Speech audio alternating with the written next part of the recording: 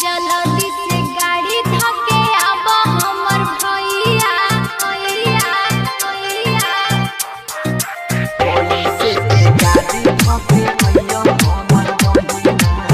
Music by DJ लाल बाबू राज।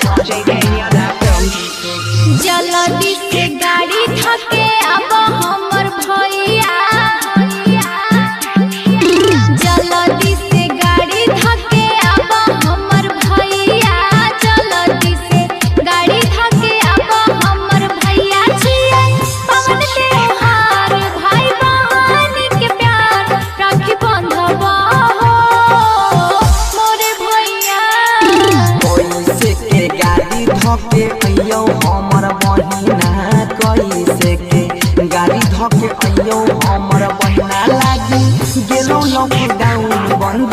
भेलो सगरे टाउन की बताइयो होगे यारी बहिना जल्दी से गाड़ी धके अब हमर भैया जल्दी से mix by Guddu Gudesh music by Lal Babu Raja जल्दी से गाड़ी धके अब हमर भैया जल्दी से छोटा ही में भैया छोरी के गेला हो कमबल परदेस हो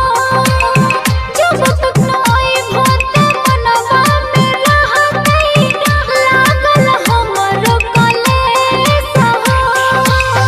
बात के बुझे बहिन दुलारी उठल कोरोना के महामारी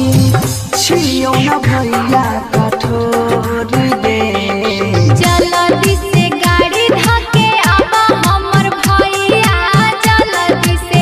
गाड़ी धके अब हमर भैया छियै पवन त्योहार भाई बहन के प्यार राखी बंधवा हो मोर भैया कैसे के गाड़ी धके अइयो हमर बहिना कैसे के गाड़ी धके अइयो हमर म्यूजिक बाय अइयो हमर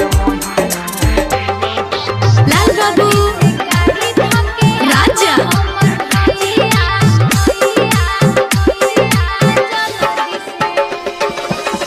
जाई के बेरिया में वादा तू कैला हो हर साल ओई डोंगागे दुख सुख में तो हर साथ में छोड़बा बन के खेबैया लागे दुख के लाचारी देखी के समैया